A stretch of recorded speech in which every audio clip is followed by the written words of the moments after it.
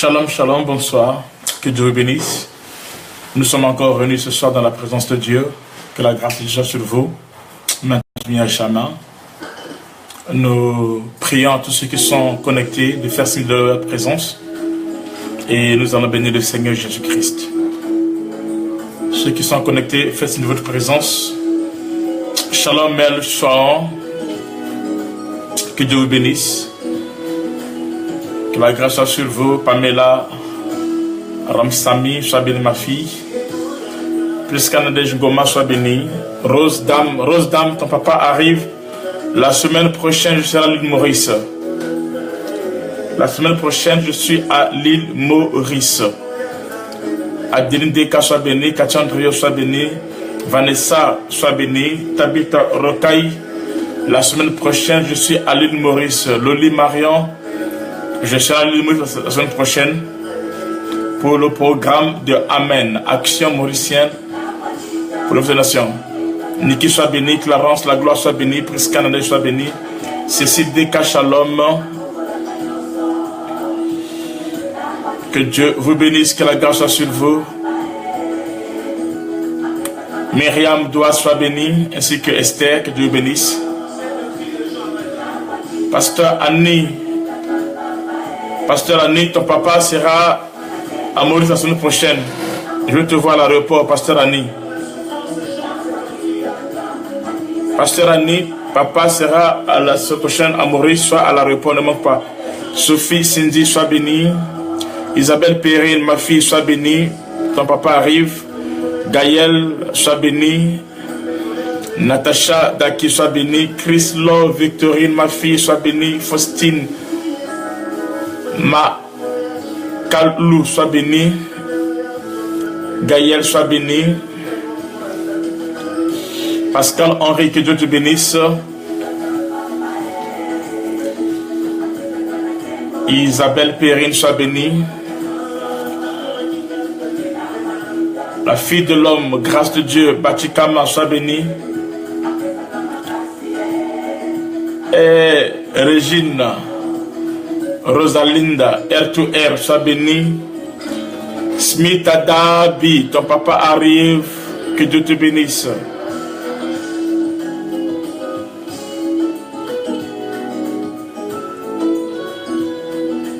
La Lita Somari, bonsoir, que Dieu bénisse.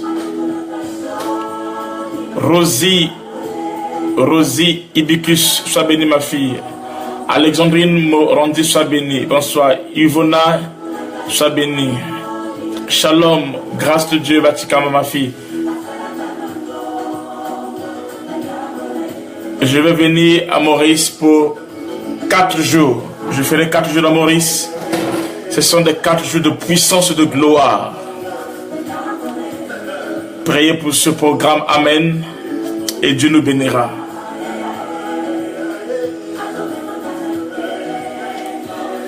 Mireille, Marissa, sois bénie. Anita, Eureka, Shalom. Je me souviens encore de toi. On s'est vu la fois passée à Évry. C'était une joie pour moi. Que Dieu te bénisse. Suzanne Fougas, sois bénie, maman. Que Dieu te bénisse. Ivona, sois bénie au nom de Jésus-Christ. Adèle Akoutou, sois bénie. Tisha Motosami, Shalom, ma fille. Francine Messina, sois bénie. Tisha, papa arrive à l'aéroport, ne manque pas. Débrouille-toi, être à l'aéroport, papa arrive. Pauline Bella, ma fille depuis Washington. Que Dieu te bénisse, que la grâce soit sur toi. Dieu vous bénisse, maman Isa, sois bénie. Les Bakatima en force, que Dieu vous bénisse. Que la grâce soit sur toute la famille au nom de Jésus-Christ. Ma fille Monique Digbezadi, sois bénie, que la grâce soit sur toi, au nom de Jésus-Christ. On est fatigué, mais la parole de Dieu n'est pas fatiguée. Sois bénie, merci beaucoup pour ton soutien. Cathy, tu viens, on va partir.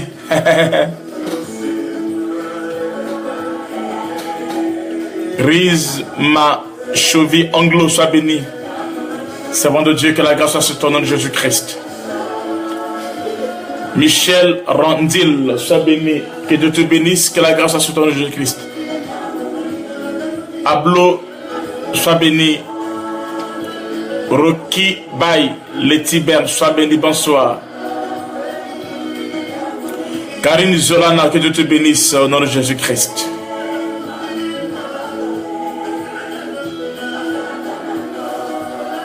Que Dieu vous bénisse, Ablo depuis l'Espagne, que Dieu vous bénisse, que la grâce soit sur vous.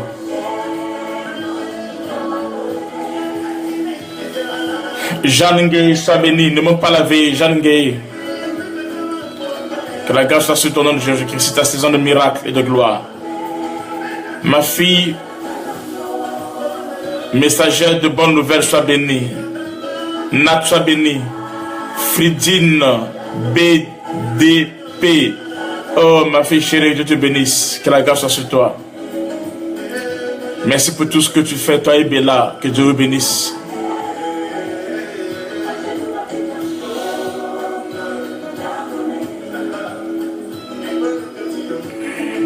Giovanni Gislain, que Dieu vous bénisse au nom de Jésus-Christ.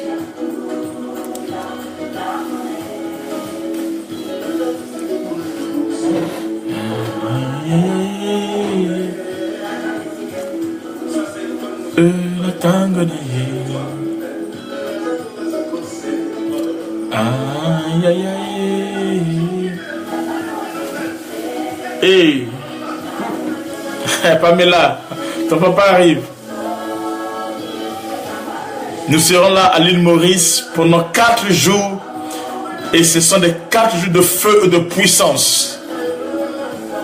Nous serons là à l'île Maurice pendant 4 jours. Dans le programme est du 17 août au 20 août. 17, 18, 19, 20 août. 4 jours de puissance. 4 jours de la révélation de la parole de Dieu. 4 jours de réma. 4 jours prophétiques. 4 jours de guérison, miracle, prodige. 4 jours. Des 4 jours prophétiques. Dieu va faire des choses extraordinaires. Une nouvelle dimension d'onction, de puissance va se répandre sur l'île Maurice. Préparez-vous à cela. Invitez les autres. Ceux de Maïbo avec le pasteur Bradley. Invitez les autres. Ceux qui sont à Terre Rouge A, Terre Rouge B. Invitez les autres. Ceux qui sont à Beaubassin, invitez les autres. Ceux qui sont à Cascavel, invitez les autres. Ceux qui sont partout, invitez les autres. Ça sera des moments de gloire, des moments de puissance. Île Maurice en puissance. Dieu va accomplir de grandes choses avec Amen. Amen, ça veut dire action mauricienne pour l'évangélisation des nations. Et Dieu va accomplir des choses extraordinaires. C'est une saison de gloire. J'aimerais que tous les aigles à travers le monde, que vous priez pour ce programme. Vous priez pour ce programme, vous intercédez, vous nous soutenez la prière. Je serai là. Le bishop, José Rosa, votre papa, il sera là. Nous aurons aussi un patriarche qui va venir du Congo. L'apôtre Joseph Bouka qui sera là. Le pasteur Benjamin qui sera là. Nous aurons aussi l'un de mes fils que nous aimons beaucoup, moi, Bishop Rosa, notre fils, le prophète Jérémie Niamé, qui seront là. Et tout le monde sera là et Dieu va faire des choses extraordinaires. Invitez les autres et palpons ensemble la puissance de Dieu. Durant ces 70 jours, oh là là, Île Maurice est en feu. Île Maurice est en feu. Île Maurice est en feu. Île Maurice sera le premier à vivre les prémices du naziréat de mes cheveux. Les choses vont pousser dans la vie des hommes et des femmes dans cette nation. Et Dieu va accomplir des choses extraordinaires. Amener les malades. Amener les gens qui ont des problèmes. Jésus-Christ, la solution, la réponse, le bonjour de Dieu sera à l'œuvre. Notre papa sera à l'œuvre. Notre Yahweh sera à l'œuvre. Et les âmes seront sauvées. Son nom sera glorifié. Alléluia. Gloire à Dieu. L'île Maurice en puissance. L'île Maurice va connaître un réveil comme jamais auparavant. L'île Maurice va vivre le toucher divin. L'île Maurice va palper la gloire de Dieu durant ces 4 jours du 17 août au 20 août La puissance de Dieu va se manifester, ça va se déclencher. Il y aura une tempête du surnaturel. Et Dieu sera à l'œuvre. Les Mauriciens, les Mauriciennes, préparez-vous à cela. À de nouveau à vivre la gloire de Dieu. Le surnaturel à l'œuvre. Le divin à l'œuvre. Et Dieu sera glorifié. Je sens déjà la gloire de Dieu. Je sens déjà la grâce de Dieu. Je sens déjà que Dieu va faire de grandes choses. Et que Dieu va nous visiter. Dieu va nous toucher. Il nous fera grâce. Et Ngolo. Alléluia. J'aimerais que tous ceux qui sont là écrivent quelque chose. Priez pour l'île Maurice, écrivez quelque chose. Ceux qui sont là. Studiez ce programme dans la prière. Jeûnez, priez. Là-dessus, Dieu va agir. Pendant l'aurore, priez, proclamez. Et Dieu va agir. Bonsoir, grâce ici. Sois bénie, ma fille. Que Dieu te fasse du bien au nom de Jésus-Christ.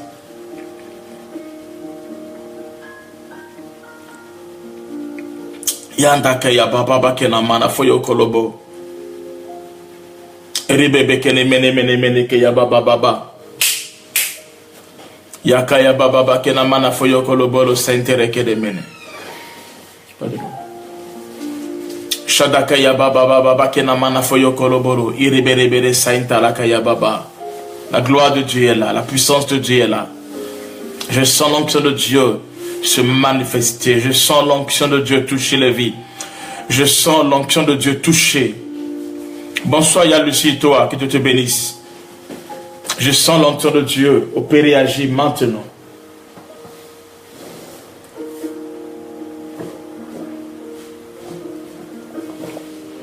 Merci. Je sens la puissance de Dieu toucher, visiter les vies. Son onction est là, sa grâce est là, sa gloire est là. Merci beaucoup, Christ Lord. Que Dieu te bénisse. Invitez les autres, on va commencer dans peu de temps. Et Dieu va nous faire du bien. Nous allons commencer dans peu de temps. Et Dieu va nous faire du bien. Alléluia. Gloire à Dieu. Gloire à celui qui est assis sur le trône. Gloire à notre Dieu.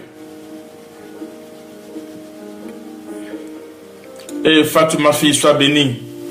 Que la grâce soit sur toi, Fatou. Que Dieu se souvienne de toi et que tu fasses du bien. Bonsoir, servant de Chandra, que Dieu vous bénisse. Priscilla Joseph, sois bénie. Fatou, je vais très bien, je prie pour toi. Que Dieu te visite, ma fille.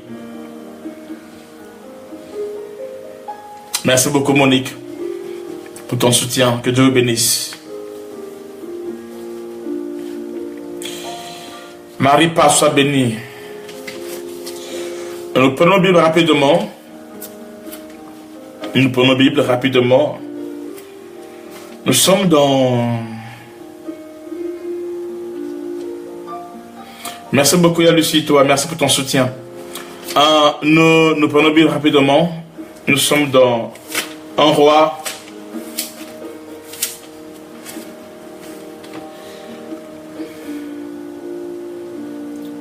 Pour Tutikama, sois bénie, ma fille. La maman de mon cœur, je t'aime beaucoup, sois bénie. Nous sommes dans un roi. Attendez, je vous donne le texte.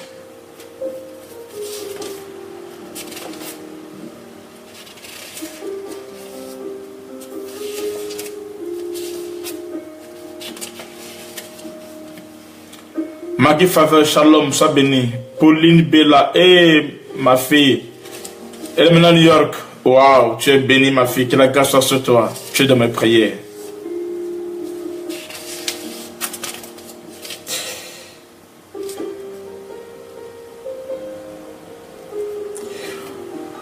Nous parlons toujours sur l'autel, mais aujourd'hui je vais toucher notre point. Je vais toucher notre point. Nous sommes dans un roi.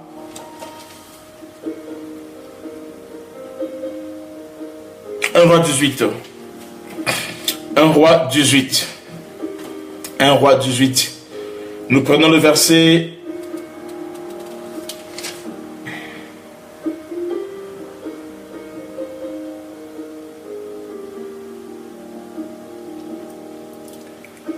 Nous prenons le verset nous prenons le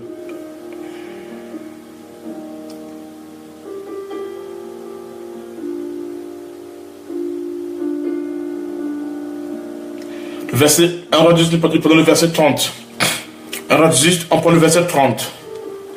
Bon, c'est trop long, hein, c'est trop long, donc vous n'avez pas pour tout écrit. Mais on va quand même lire ça 30 jusqu'au verset 30 jusqu'au verset 38. 1 roi 18, 30 à 38. 1 roi 18, 30 jusqu'au verset 38. Donc c'est trop long, mais on va lire ça. Maintenant c'est important. Élie dit alors à tout le peuple, approchez-vous de moi. Tout le peuple s'approcha de lui et Élie rebâtit l'autel de l'Éternel qui avait été renversé. Puis il prit 12 pierres d'après le nombre des tribus des fils de Jacob. Que l'Éternel avait dit, Israël sera ton nom. Et il bâtit avec ces pierres un autel au nom de l'Éternel. Il fit autour de l'autel un fossé de la capacité de 2 mesures de semences. Il arrangea le bois, coupa le taureau par morceaux et le plaça sur le bois. Puis il dit, remplissez d'eau 4 cruches et versez-les sur l'holocauste et sur le bois.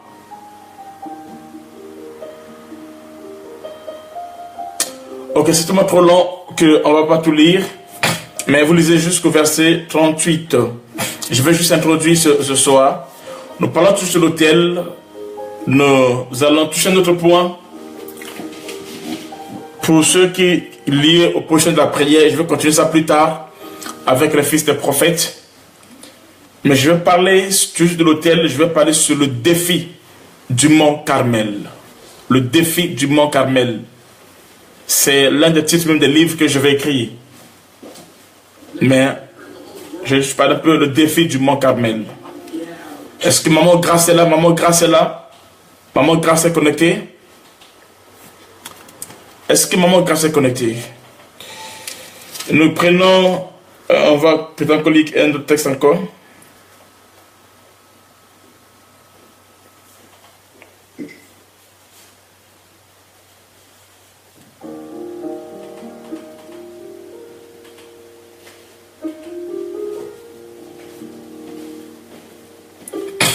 Qu'on puisse nous publier le verset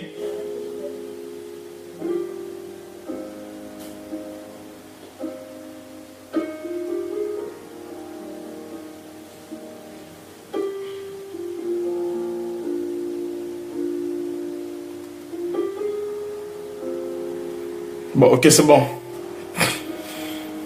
C'est bon, donc on va commencer. Alors, suivez-moi très bien. Je serai bref ce soir. Maman, grâce, que Dieu te bénisse. Je te fais un gros bisou. Que les anges de Dieu puissent te servir et que Dieu te fasse du bien au nom de Jésus-Christ. Nous allons commencer. Je bénis le Seigneur pour la présence du Bishop José Rosa. Je demande à tous ceux qui sont à l'île Maurice d'appeler ou d'écrire le Bishop José Rosa. Son Facebook, c'est Bishop José Rosa Moyemo. Vous écrivez, vous l'appelez. Je suis ici, vous l'écrivez. Et vous lui dites ce que vous pouvez faire pour le programme. J'aimerais que tout le monde qu'on puisse participer à ce programme. Que tout le monde qu'on puisse contribuer par vos idées, par vos relations, de diverses manières qu'on puisse tenir ce programme de l'île Maurice. Et Dieu nous bénira. N'oubliez pas que le Seigneur revient bientôt. Et la bonne nouvelle du Rhum doit être prêchée partout dans le monde entier pour servir de témoignage. Donc tout le monde, tous ceux qui sont à l'île Maurice, je vous demande de contacter le Bishop Rosa maintenant et de lui dire en quoi vous pouvez être utile à ce programme. En quoi vous pouvez contribuer. Je ne parle pas seulement d'argent, mais je parle de tout ce que vous pouvez faire pour ce programme. Dans la prière, dans l'organisation et tout ça là. Vous le contactez pour que ça soit une réussite. Et Dieu nous fera grâce. Il y a la part de Dieu, il y a aussi notre part à nous. Dans le texte que nous venons de lire, on nous parle d'Élie, le prophète de Dieu, qui va convoquer Israël afin qu'il puisse aller à la montagne appelée le mont Carmel, afin de défier ces 400 prophètes de Baal et ceux d'Astarté, afin qu'ils invoquent Dieu, et que le Dieu qui ne répandra pas le feu, ça sera lui qui sera le véritable Dieu. Ce soir, je ne vais qu'introduire, et prochainement, je vais entrer en profondeur. Nous parlons toujours de l'autel, mais je vais dire quelque chose de très important qui va nous emmener à comprendre certaines réalités spirituelles. Au fait, vous allez voir quelque chose que Élie, le Tishbite, on ne connaît pas qui est son père ni qui est sa mère. Son nom est Élie le Tishbite. C'est tout ce qu'on sait de lui. D'où il vient, il est commencé par. Et rien que par son nom, on voit en lui l'onction prophétique. Je n'ai pas touché pour aujourd'hui son prénom, son nom, mais je vais toucher de là il vient. On dit il est un Tishbite. Le mot Tishbite, ça veut dire si tu me mords, je te tue. Si tu me mordes, je te tue. Donc Élie, le prophète, ok, Bishop Rosa. Donc vous voyez cela et vous l'écrivez, vous le contactez pour que vous pouvez nous dire en quoi vous pouvez nous aider par rapport à ce programme. Et n'oubliez pas, j'ai dit à ce que tout le monde, d'ailleurs mon père spirituel n'a pas voulu que je parle de ça, mais là j'ai pas le choix. Il nous faudra compléter le billet le plus tôt que possible. Le plus tôt que possible. Donc, si tu peux contribuer à quelque chose, n'hésite pas, fais-le. Dieu te bénira. Contacte-moi en privé, fais-le. Dieu te bénira. Fais-le, Dieu te bénira. Avec le peu que tu peux avoir, contribue, fais-le, Dieu te bénira. Ok, Dieu bénisse. Merci beaucoup. Donc, je dis ceci. Je disais que Élie, le Tishbite, est un homme de Dieu, un prophète de Dieu. Dans l'Ancien Testament, il y a deux grands prophètes. Le premier s'appelle Moïse, qui est le prophète majeur de l'Ancien Testament. Et après lui, c'est Élie qui vient, qui est un prophète de feu, un prophète de puissance. Je parlerai de lui en profondeur quand nous allons commencer à étudier les prophètes de l'Ancienne Alliance et ceux de la Nouvelle Alliance. La Bible déclare, nous sommes au temps où Akab est roi en Israël. Et qu'est-ce qu'Akab a fait? Akab est allé épouser une femme étrangère. En Israël, c'était interdit les étrangères. Mais Akab est allé épouser une femme étrangère. Elle est allée épouser une femme qui s'appelait Jézabel. Elle a épousé Jézabel et Akab va ramener Jézabel en Israël. Et quand Jézabel est arrivée en Israël, alors elle ne viendra pas seule, mais elle va venir avec sa religion. Elle va venir avec ses différences. Elle va venir avec ses statuts qu'on sort. Alors, c'est là où elle va commencer maintenant à opérer en Israël. Et quand elle vient, qu'est-ce qu'elle fait? Elle va mener la nouvelle religion dans le pays. Vous savez que tout ce qui commence au sommet de l'État prend le pays facilement. Donc quand une religion, quand une idéologie, quand un système commence, prend racine, source, à partir du sommet de l'État, ça prend le pays facilement. Et cela fut le cas avec Jézabel qui a amené une autre doctrine en Israël, un nouveau Dieu en Israël. Que Dieu bénisse ma petite sœur Olive, que Dieu te bénisse, ainsi que ton mari et l'apôtre Rhodes, que Dieu bénisse, que Dieu fasse du bien. Je vous aime beaucoup, ainsi que les enfants, toute l'église colonne de feu. Donc, Jézabel va mener une nouvelle religion en Israël, et alors cela va prendre tout le pays, en commençant par les prophètes de Baal. Donc, ceux qu'on appelle prophètes de Baal, en réalité, c'était d'abord les prophètes de Dieu. C'était des serviteurs de Dieu, mais qui ont fait allégeance à la nouvelle religion qui est arrivée dans le pays, et ils ont abandonné Dieu, ils ont fléchi les genoux devant Baal. ils ont fléchi les genoux devant Baal. C'est comme ça dans Romains 11, 4, la Bible dit ceci, je dis, je me suis réservé 7000 personnes qui n'ont pas fléchi les genoux devant Baal. Donc ceux qui ont fléchi les genoux devant Baal, ce sont ceux-là qui ont accepté de laisser le Dieu d'Israël, le Dieu de la Bible, le Dieu de leur père, le Dieu d'Abraham, d'Isaac et d'Israël, le Dieu des patriarches, pour commencer à servir le Dieu d'Astarté et le Dieu de Baal. Alors Israël, c'est un peuple qui a deux grands travails.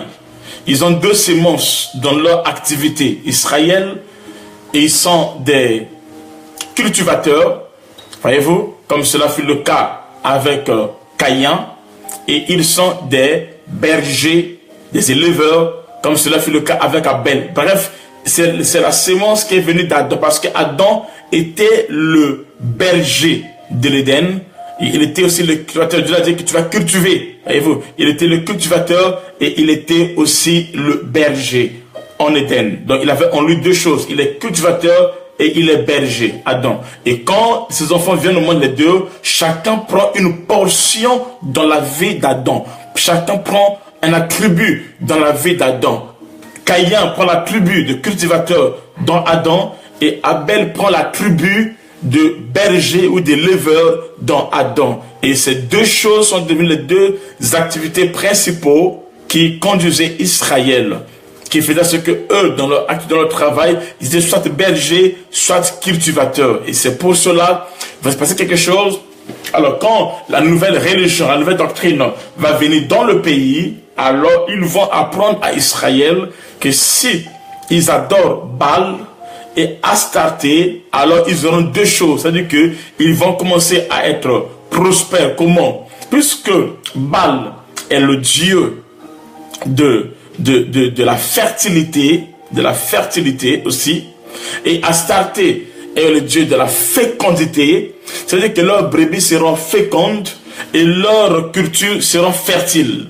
Leurs champs seront fertiles. Automatiquement, ils pourront facilement, voyez-vous, prospérer dans le pays. Et automatiquement, vu qu'Israël, ils étaient des adorateurs, c'est-à-dire qu'à chaque instant, par exemple, arrivé à la fête de moisson, Israël devait, par exemple, adorer Dieu, lui rendre grâce avec les offrandes et consorts. Et Dieu aimait cela. Mais le fait qu'ils ont compris, ils ont conquis le peuple en leur disant que s'ils adorent Baal et Astarté, alors leurs champs seront fertiles et leurs troupeaux seront féconds. Automatiquement, lorsque le temps d'action de grâce arrivait, au lieu que Dieu reçoive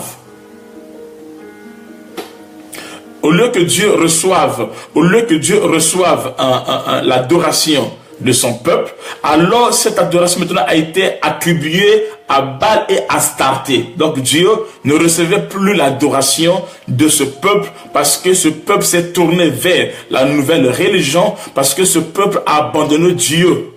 Voyez-vous? Et c'est par là maintenant que Dieu va susciter un prophète qui s'appelle Élie le Tishbite. Et quand Élie le Tishbite vient, il vient pour un but, c'est de ramener les cœurs du peuple vers Dieu. C'est d'éclairer, qu'on sache qui est Dieu. Est-ce que c'est Baal et Astarté ou est-ce que c'est le Dieu d'Israël? Qui est le véritable Dieu entre ces deux tendances? Parce que le peuple a été séduit, emporté par les prophètes de Baal et d'Astarté et qui ont commencé à rendre toute l'adoration, les offrandes, toute la gloire à Baal et Astarté parce qu'ils pensaient que c'est Baal et Astarté qui rendaient leur culture, leur champ fertile et leurs animaux féconds. Donc pratiquement, ils n'ont plus donné gloire à Dieu, ils n'ont plus donné gloire à l'Éternel. Maintenant, toutes les offrandes, les sacrifices, les actions de grâce, ils rendaient cela maintenant à Baal et Astarté. Alors, en ce temps-là, Dieu va susciter un homme qui s'appelle Élie. Et quand Élie vient, il va défier.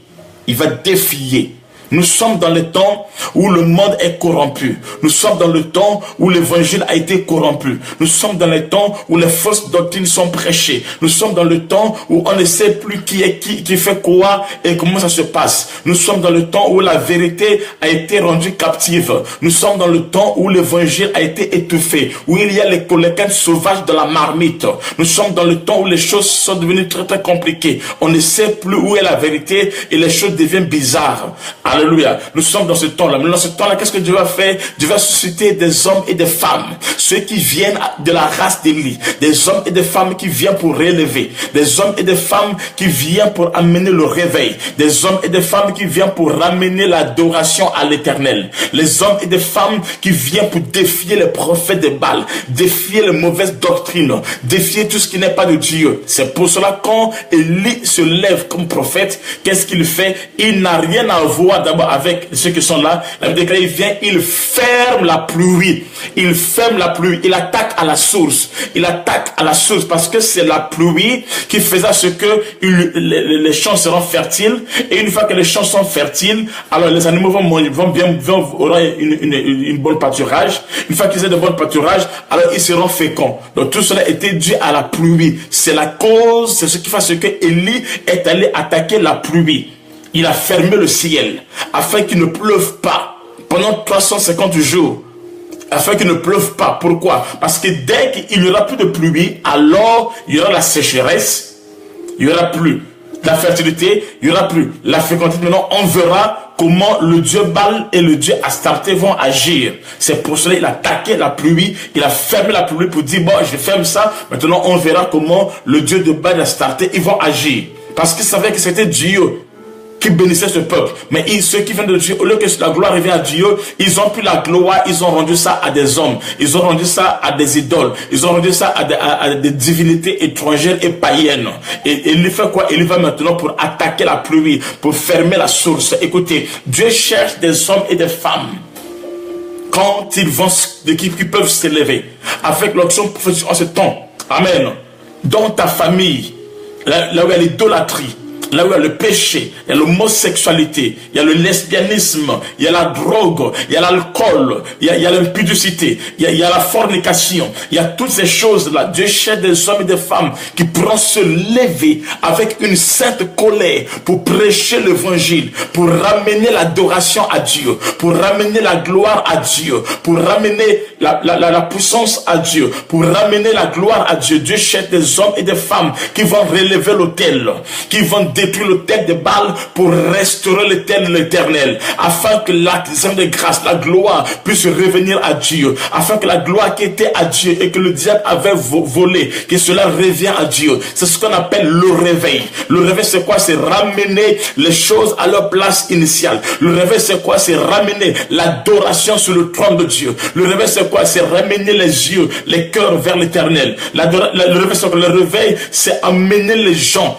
amen, à avoir le regard braqué sur le Seigneur, avoir le regard braqué sur le roi des rois, sur le Seigneur des seigneurs. Et lorsque tu te lèves dans ta famille comme quelqu'un qui va ramener le réveil, alors en ces temps-là, tu vas recevoir l'onction de Dieu. Et tu dois apprendre à provoquer l'onction de Dieu. Il faudra que dans ta famille, dans ton quartier, dans ton travail, que Jésus-Christ soit le seul qui reçoit l'adoration, qui reçoit la louange, qui reçoit les actions de grâce, qui reçoit la gloire. Lui seul mérite cela. Lorsque en toi tu vois cela, cela crée en toi une jalousie, Un adorateur ne peut pas supporter que l'adoration qui revient à Dieu soit octroyée à d'autres personnes, soit octroyée à autre chose. Un adorateur est tellement jaloux, il protège les intérêts de Dieu. Il est jaloux lorsqu'on touche à son Dieu. Il est jaloux lorsqu'on touche à la gloire de son Dieu. Il est jaloux lorsqu'on touche à la puissance de Dieu.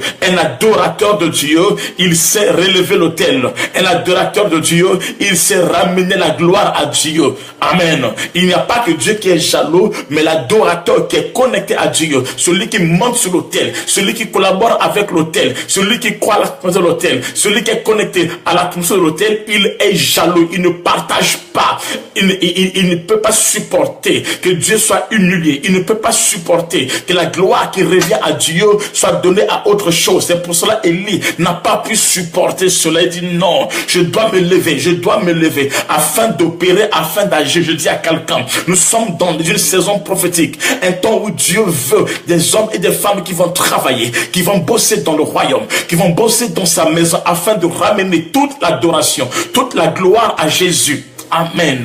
Dans ta famille, un adorateur, lorsque quelqu'un est là et qu'il fait des choses, cela crée en lui de la jalousie, une sainte jalousie, parce qu'il sait, il reconnaît que seul est digne, lui seul est digne. Il n'y a qu'un seul qui est digne dans les cieux, sur la terre, il n'y a que le nom de Jésus-Christ de Nazareth, qui est appelé à être élevé, qui est appelé à être reconnu, qui est appelé à être adoré. Mais sauf que nous n'allons pas tuer ces personnes-là comme les font nos bien-aimés. Nous n'allons pas chercher à défendre Dieu. Non, Dieu se défend lui-même. Mais il passe par des instruments qui vont mener le défi. Nous prions un Dieu de défi. Nous sommes dans une saison de défi. La Bible déclare, Élie va défier le prophète de Baal. Il va dire, si votre Dieu est Dieu, allons à la montagne. Allons à la montagne.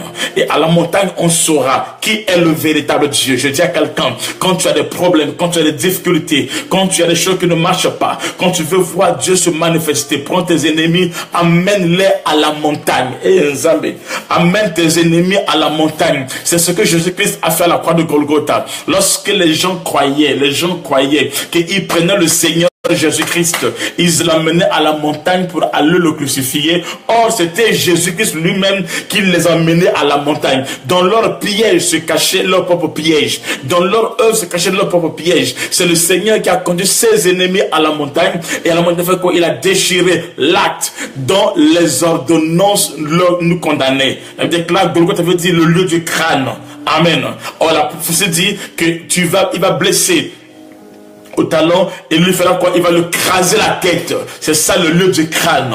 Alléluia. Oh Jéhovah. Yandake yababa kenamana. Amène tes ennemis à la montagne. Amène ton problème à la montagne. Amène ta situation à la montagne. Je crois au défi. Nous avons un Dieu de défis. Le Dieu qui opère dans les défis. Écoutez, si tu n'aimes pas les défis, tu n'iras pas loin avec Dieu. Si tu n'aimes pas les défis, tu n'iras pas loin avec Dieu. Si tu veux qu'on puisse te dorloter, tu n'as rien compris. Si tu veux qu'on puisse là, tu n'as rien compris. Si tu veux les choses faciles dans la vie, tu n'as rien compris. Tout ce qui est facile n'a pas de valeur. Je répète, tout ce qui est facile n'a pas de valeur. Avec Dieu, pour avoir, il faut payer le prix. La Bible dit que le royaume de Dieu appartient aux violents. Dieu opère dans la vie de ceux qui ont des défis. Écoute, dans ta vie, tu dois avoir les défis. Parce que le défi, c'est ce qui va t'amener dans la présence de Dieu, qui va t'amener au progrès, qui va t'amener à la compétition. Si je parle ici de défis positifs, des défis constructifs, des défis qui t'emmènent au progrès, qui t'emmènent en avance, qui t'emmènent de gloire en gloire. Nous prions un Dieu de défis.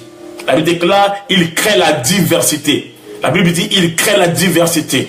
Là où il y a la diversité, il y a la gloire de Dieu. Là où il y a la diversité, il y a la puissance de Dieu. Et il priait un Dieu de diversité. Et il a dit la diversité. Il dira au prophète de Baal, allons à la montagne, montons à la montagne. Quelle montagne? Sur la montagne de Carmel. Le mot Carmel veut dire confusion. La montagne de la confusion. C'est ça Carmel, le Dieu de la confusion. Il dit, allons à la montagne de la confusion. Et là, Dieu va opérer. Là, Dieu va agir. Et ce qui est merveilleux, lorsqu'ils arrivent à la montagne, Élie n'est que seul.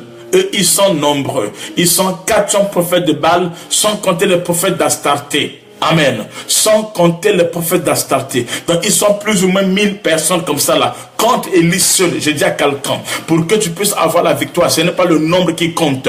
Avec Dieu, le nombre ne compte pas. Avec Dieu, le nombre ne compte pas. Mais c'est ta foi qui compte. C'est l'onction du défi qui compte. C'est la persévérance qui compte. C'est la révélation qui compte. C'est Dieu seul qui compte dans ta vie. Si tu sais que Dieu est avec toi, malgré le nombre des sorciers, amen, tu es plus que vainqueur. Que tes ennemis soient nombreux, qu'ils s'ajoutent encore. Écoute, Tu es plus que vainqueur si Dieu est de ton côté. La Bible déclare, celui qui est en nous, il est plus grand que celui qui est dans le monde. Tu dois croire à la grâce de Dieu. Tu dois réaliser la présence de Dieu. Tu dois réaliser la puissance de Dieu. Tu dois réaliser que Dieu est de ton côté. Tu dois comprendre qu'avec Dieu, tu as la majorité. Tu peux être seul, mais avec Dieu, tu as la majorité. Avec Dieu, tu es dans l'équipe qui gagne. Amen. Où Dieu opère de ton côté. Où Dieu agit de ton côté. Écoutez, alors qu'est-ce qui se passait quand ils arrivent au Mont Carmel, dès qu'ils vont prendre le close, nous allons chacun de nous invoquer. On bâtit l'autel, on va mettre le bois, le sacrifice, et chacun va invoquer son Dieu. Le Dieu qui répondra par le feu, c'est lui qui est le véritable Dieu. Écoutez, les gens sont fatigués des paroles vaines. Les gens sont fatigués des discours vains. Mais pour que les cœurs des hommes reviennent à Dieu, ils veulent voir la parole qui est accompagnée par la puissance, qui est accompagnée par la gloire de Dieu. Amen. Paul dit, mes paroles ne se reposent pas pour les discours persuasifs, mais pour la démonstration de la puissance de l'Esprit de Dieu. Amen.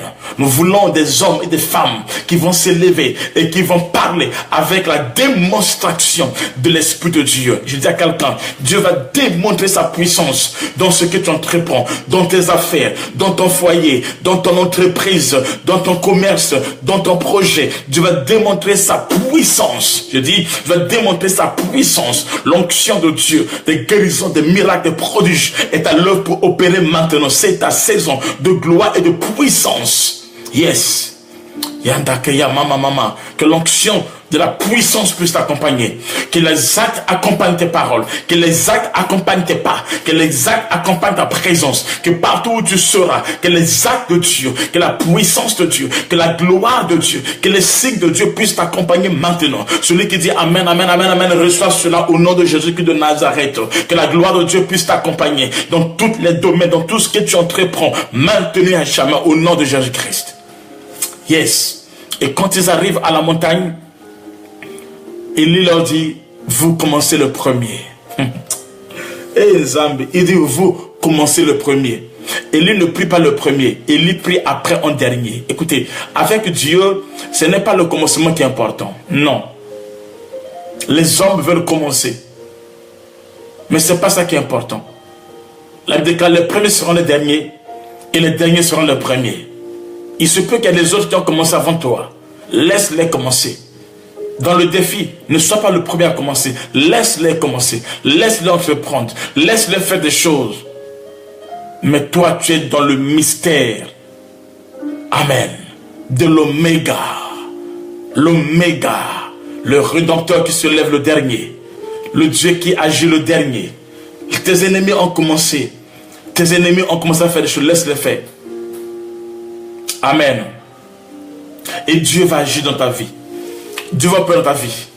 Écoutez, Dieu permettra que les sorciers commencent. C'est comme ça que tu vois que dans ta vie, c'est comme si tu es vaincu. Tu penses que c'est comme si l'ennemi a pris de l'avance. Tu vois comme si ta rivale a pris de l'avance.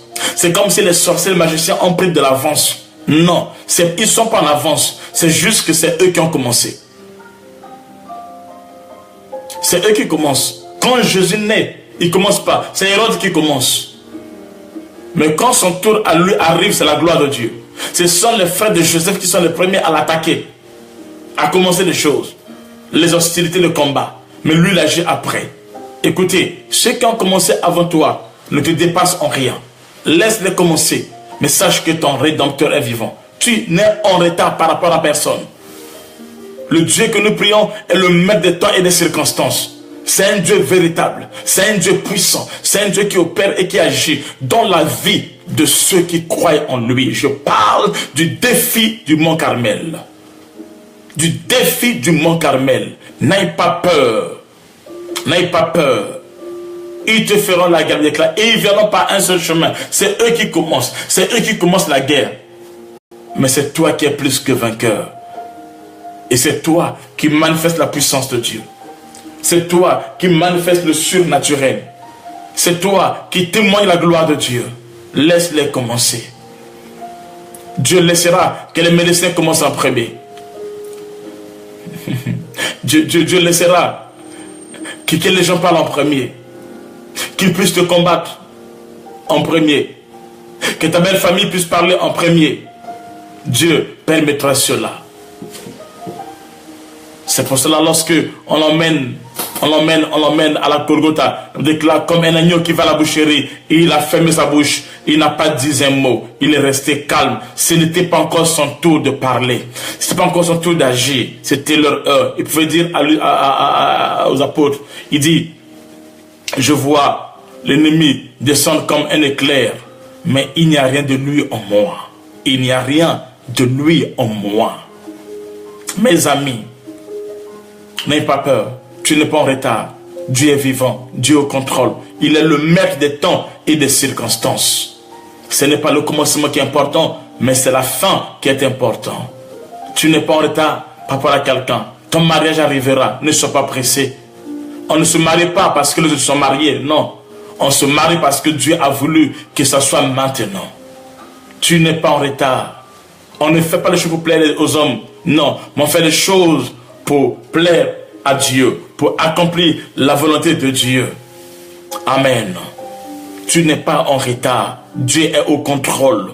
Il voit là où tu ne vois pas. Il voit la fin d'une chose dès le commencement. Il sait ce qui va se passer.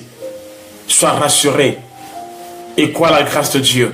Et tu verras Dieu opérer et agir dans ta vie. Dieu est au contrôle. Tu auras ta nationalité, tu auras ton bébé, tu auras ton mariage, tu auras ton travail, tu auras ton entreprise. Dieu est au contrôle. Il a dit, je ne vous laisserai jamais et je ne vous abandonnerai jamais. Amen. Mais sauf que tu vas voir un tableau où d'apparence c'est comme si tu es perdant. C'est comme ça lorsque Israël est devant la mer Rouge. Et Pharaon avec son armée sont derrière. C'est comme si c'est fini pour eux. C'est fini pour Israël. Non. Là où tu vois que c'est comme c'est fini, c'est là où Dieu commence à opérer. Devant la mer Rouge, qui était comme la fin de leur vie, c'est là où commençait la gloire de Dieu. Dieu permettra que tu puisses voir comment tes ennemis ont chauffé 7 fois la fournaise ardente. Dieu permettra que tu voies cela. Et si tu n'es pas un aigle, tu peux penser que c'est fini pour toi. Que c'est fini pour toi. Oh, c'est là où commence sa gloire. Devant la même fournaise ardente, c'est là où le 4e homme apparaîtra, où la puissance de Dieu va se manifester. Dieu permettra, c'est comme si tes ennemis ont eu de l'avance devant de toi. Dieu permettra qu'ils puissent garder les lions pendant des jours affamés pour leur préparer à te bouffer dès que tu t'as jeté dans la fosse aux lions. Oh, c'est là. Quand tu vois, c'est comme c'est la fin. C'est comme ça devient possible. C'est là où commence la gloire de Dieu. J'ai dit à quelqu'un, 2017 est le commencement de ta bénédiction, de ton positionnement, de ta victoire, de ta réussite. Au nom de Jésus-Christ, c'est l'année de double honneur. C'est ta saison de victoire où Dieu va te positionner, où Dieu va t'orienter, où tu vas vivre l'accomplissement de la grâce, de la gloire de Dieu. Celui qui dit Amen très très fort, reçoit cela au nom de Jésus-Christ de Nazareth. Vis en toi le miracle de Dieu. Dieu permettra que les hommes puissent t'abandonner. Que la personne en qui tu croyais, que tu mets ta confiance, qu'il puisse t'abandonner. Qui puisse te délaisser. Dieu permettra cela. Peut-être c'est ce que toi tu vis maintenant. Mais quand tu vois cela, retiens que ton Rédempteur est vivant. Ton Rédempteur est vivant. Il a dit, je ne vous laisserai jamais. Et je ne vous abandonnerai jamais. Il s'appelle Yahushua Mashiach Shaddai, le Dieu d'Israël. Il est vivant. Il va opérer dans ta vie et en ta faveur. Ils ont commencé à prier. Et il les regardait. Sois patient, sois patient. Sois patient dans le défi. Dans le défi, sois patient.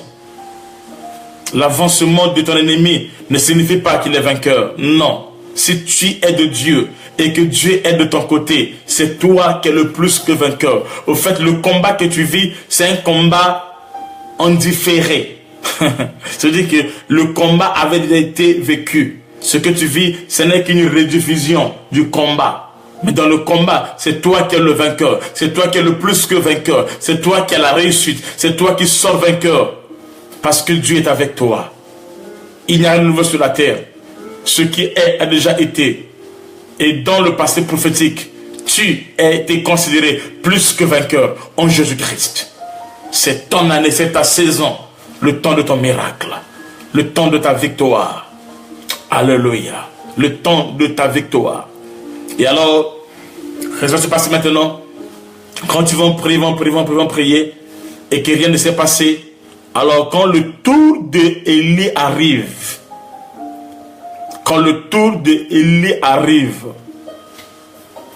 elle déclare, Élie s'approche de l'autel. Il rebâtit l'autel qui a été renversé. Élie rebâtit l'autel qui a été renversé. Écoutez, quand tu veux entrer dans le défi, dans n'importe quel domaine, avant que tu opères, avant que tu agisses et qu'on sort, commence par d'abord rebâtir l'autel de l'Éternel. Rebâtir l'autel de l'Éternel. L'autel de l'Éternel ici, amen, que tu dois rebâtir un autre cœur. J'ai dit ici la fois passée qu'il y a 4 autels. Il y a Golgotha, il y a l'église, il y a notre cœur, il y a l'éternité. Donc l'autel ici, c'est notre cœur. Pour que tu puisses vivre l'exaucement, là où tes ennemis ont échoué, que tu puisses réussir, que tu marques la différence, commence par rebâtir l'autel de ton cœur. Rebâtir l'autel de ton cœur.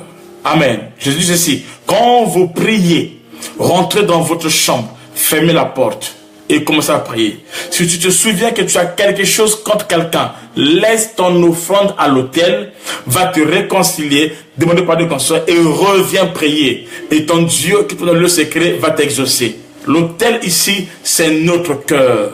C'est ça le lieu du serment, l'autel.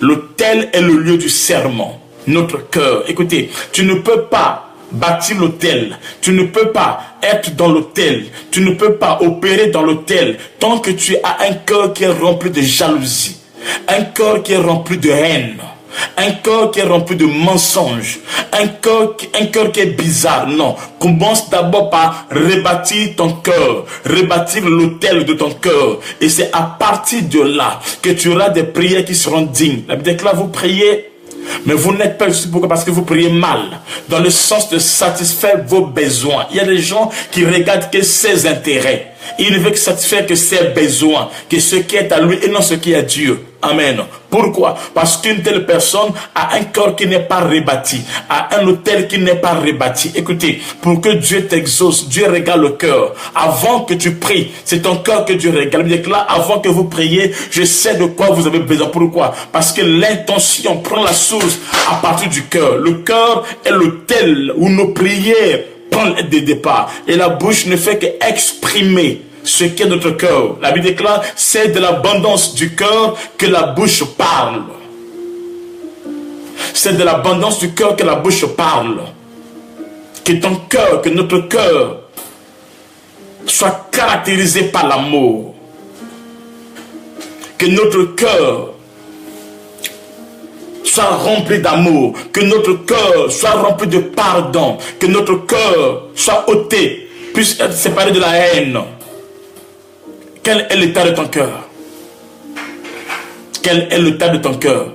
Quand tu passes tout ton temps à parler mal des gens, pas tout le temps à injurer les gens, quel est l'état de ton cœur, bien-aimé? Tu peux passer devant l'autel, mais si ton cœur n'est pas digne de l'autel, tu ne verras rien. Tu peux te prosterner, tu peux t'agenouiller, tu peux être debout, tu peux lever tes mains et qu'on sort. Mais si dans ton cœur, il n'y a pas eu un changement véritable, tout ce que tu fais n'est que rien. La Bible déclare les pharisiens, on appelle les hypocrites, eux qui aiment se tenir dans les coins, qu'on les voie, quand ils prient et qu'on sort. Mais dans leur cœur, ils ont négligé, abandonné l'essentiel. Commence par réparer ton cœur, restaurer l'autel qui a été renversé. Il y a un autel dans ta vie qui a été renversé, que l'ennemi a renversé et qu'il a mis son système à lui. Il a mis ces choses à lui. Tu dois renverser cet autel-là pour rebâtir l'autel de l'Éternel qui est dans ton cœur. Le véritable temple, c'est notre corps. La Bible déclare, nous sommes le temple du Saint-Esprit. Nous sommes le temple du Saint-Esprit. Nous sommes l'habitation du Saint-Esprit. Nous sommes la maison du Saint-Esprit. Répare l'autel qui est dans ton cœur, qui est dans ton corps, qui est ton cœur. Ton cœur, c'est ça le véritable autel. Ce que tu bâtis physiquement n'est autre que le reflet de ce qui est dans ton cœur. Si dans ton cœur, un travail n'a pas été fait, l'extérieur ne pourra jamais et rien confirmer. Pour que ton autel extérieur reçoive l'approbation angélique, prophétique, il faudra que ton autel intérieur soit rétabli. Et alors, quand l'intérieur et l'extérieur devient un, la gloire se manifeste. Parce que l'autel est l'endroit c'est là où le ciel et la terre se rencontrent. L'autel est le seul endroit là où le ciel et la terre se rencontrent. Là où le ciel et la terre deviennent un. Yandake Yababa Kenama.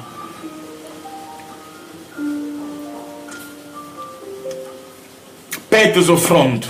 Sois reconnaissant envers Dieu. Fais les actions de grâce pour les enfants que tu as reçus, pour le travail que tu as reçu. Depuis que Dieu t'a béni, qu'est-ce que tu fais pour lui? Apprends à dire merci à Dieu, pas des offrandes qu'on appelle action de grâce. Merci Seigneur, tu m'as protégé. Ce mois d'août, ce mois de juillet, ce mois de mai, Seigneur, merci. Chaque mois, apprends à faire les actions de grâce pour dire merci au Seigneur. Apprends à payer ta dîme pour dire merci au Seigneur. Et cela, ce que tu fais, ne fait que traduire l'état, la reconnaissance de ton cœur. Oh Jésus, aide-nous. Enlève la haine. La haine que tu as pour les autres. Enlève cela. Enlève la haine. Enlève la méchanceté, l'hypocrisie. Que ton cœur, que notre cœur, que mon cœur soit pur. Chaque jour, c'est une question que tu dois te poser. Chaque jour, chaque matin, chaque soir, quand tu te réveilles, quand tu dors. Quel est l'état de mon cœur? Quel est l'état de mon âme? Quel est l'état de mon cœur? Quel est l'état de mon cœur?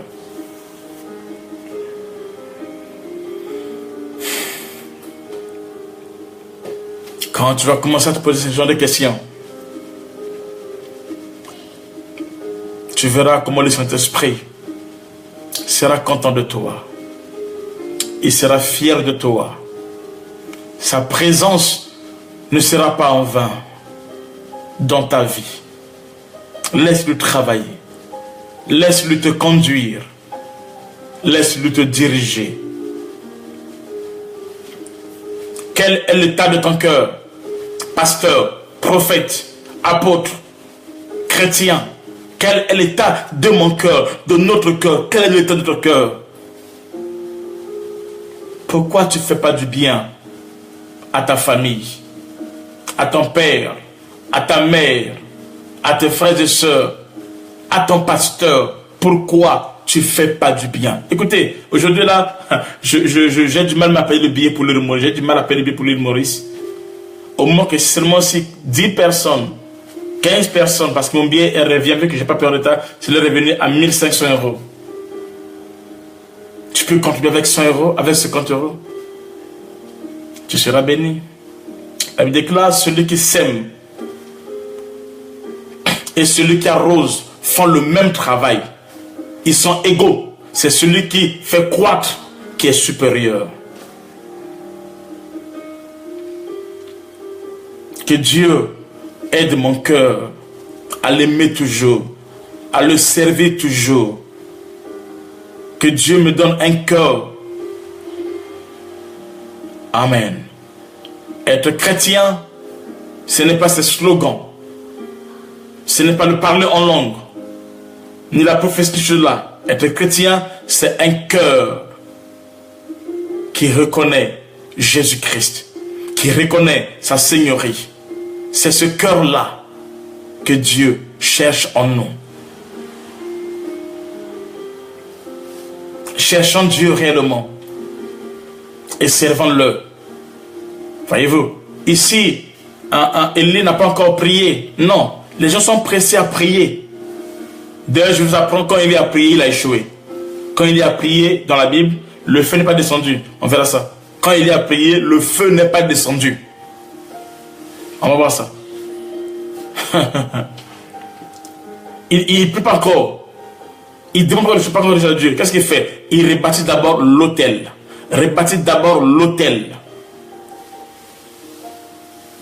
Ton cœur est plus important que le matériel. Ton cœur est plus important que ces choses-là. Parce que si ton cœur n'est pas rebâti, si ton cœur n'est pas restauré, les choses-là qui viennent vont t'amener à la perdition.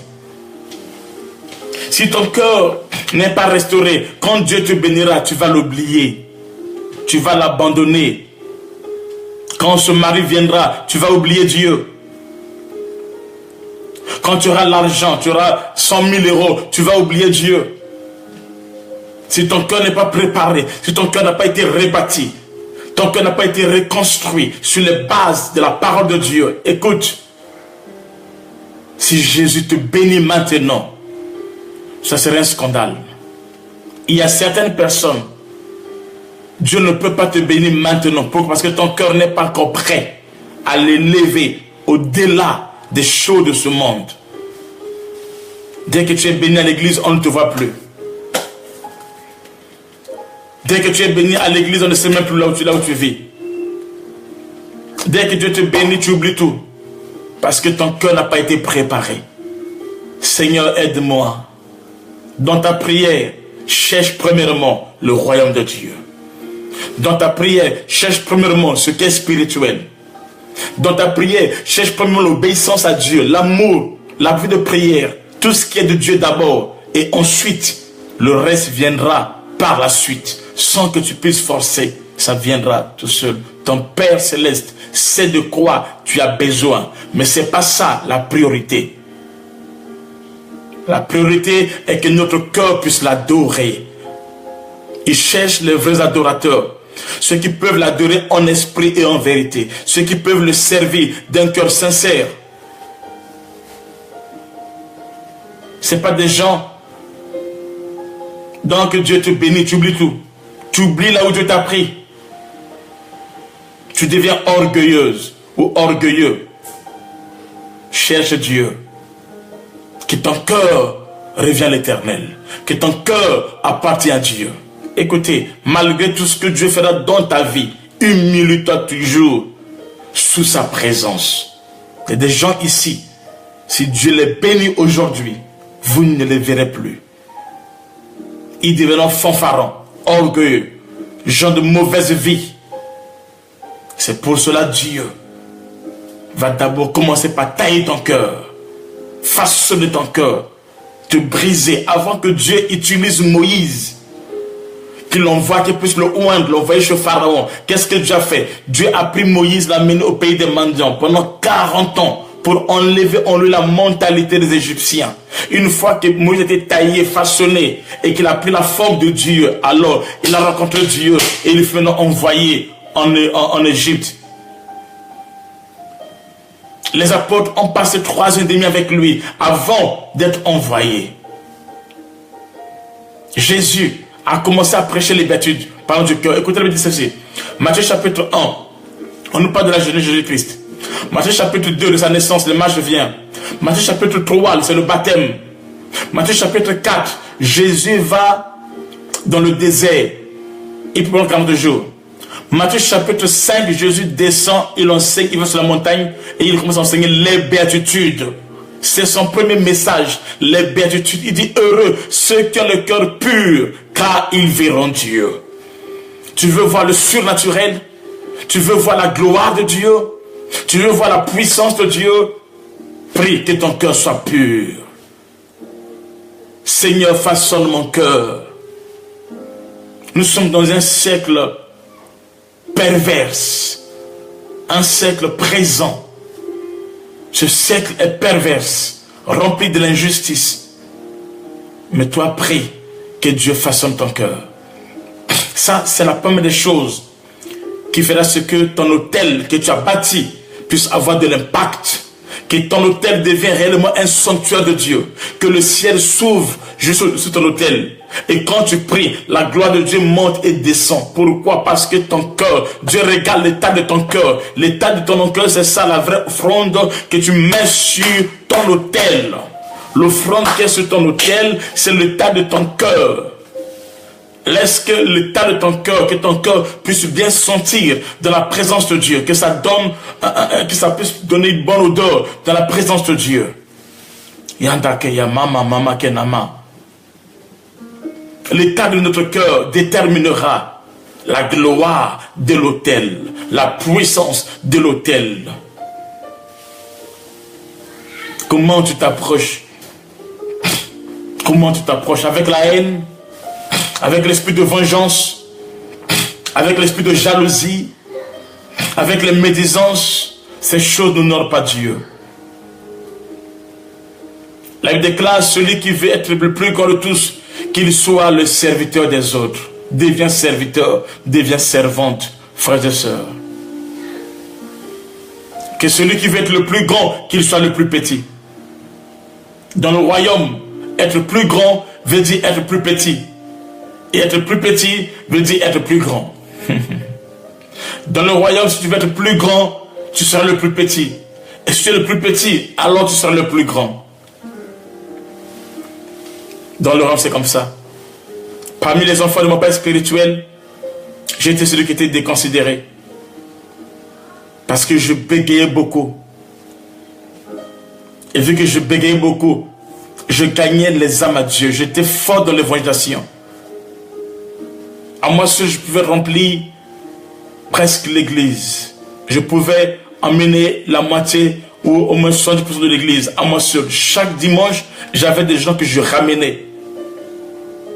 Et moi et mon frère, le docteur Crépin, on était à deux à payer la parcelle de l'église. On était à deux à soutenir le pasteur. J'avais quel âge? J'avais 12 ans, j'avais 13 ans. J'avais 14 ans. J'étais encore mineur. Et je prenais mon argent pour aller manger à l'école. C'est avec ça que je soutenais l'œuvre de Dieu. Et Dieu est merveilleux. Aimez Dieu, servez Dieu. Et tout cela est lié à ton cœur. Le cœur, c'est de là que viennent tous les mots. Et Dieu dit, veille sur ton cœur. Dis à ton âme, mon âme adore l'Éternel. Dis à ton âme, mon âme sert l'Éternel. Dis à ton âme, mon âme, humilie-toi dans la présence de Dieu. Et alors, tu verras Dieu. Nous allons voir Dieu lorsque nous allons nous humilier dans sa présence. Lorsqu'on va commencer à aimer ceux qui nous ont fait du mal, à pardonner des gens à l'église qui nous font du mal. Alors toi, les églises, tu as tellement des ennemis d'église. Tout le monde est ennemi avec toi dans l'église. Tout le monde est mauvais, il n'y a que toi qui es bien. Non, tu as un problème. Restaure l'état de ton cœur et laisse Dieu agir et tu verras sa gloire. Je n'ai fait qu'introduire aujourd'hui. Nous allons continuer avec vous sur le défi du Mont Carmel. Nous parlons sur l'autel. On est sur l'autel. Le défi du Mont Carmel. Qu'est-ce que tu dois faire? Comment tu dois faire afin que sur ton autel, que le feu puisse descendre? Quelles sont les choses qui feront ce que sur ton autel, que le feu puisse descendre?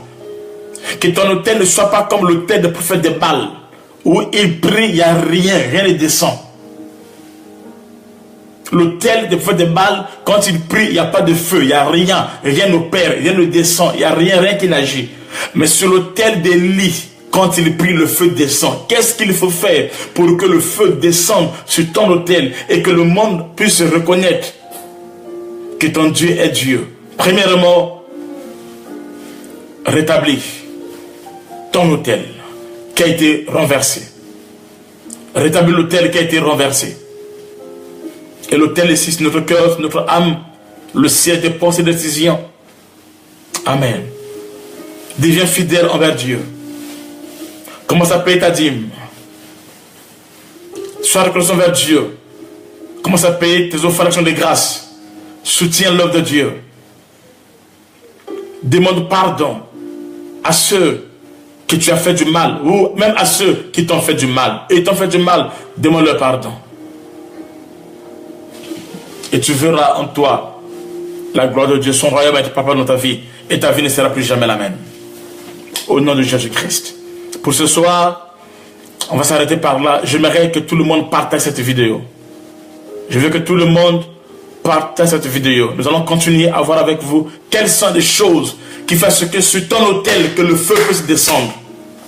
Et que sur l'autel de Baal, il n'y a pas le feu, il n'y a pas l'exaucement. Bâtir l'autel ne veut rien dire. Pour que l'autel puisse avoir de la valeur, il faudra qu'il y ait l'exaucement, il faudrait qu'il y ait le feu, il faudrait qu'il y ait l'angéologie, il faudrait que l'esprit puisse prendre le contrôle, il faudrait que le ciel puisse s'ouvrir. Il y a des choses qui sont importantes. Mais qu'est-ce qui fasse que cela soit possible? Il faudra que tu puisses rebâtir l'autel qui a été renversé. Et la vraie autel est notre cœur, notre vie à nous, parce que notre temple, notre corps est le temple du Saint-Esprit.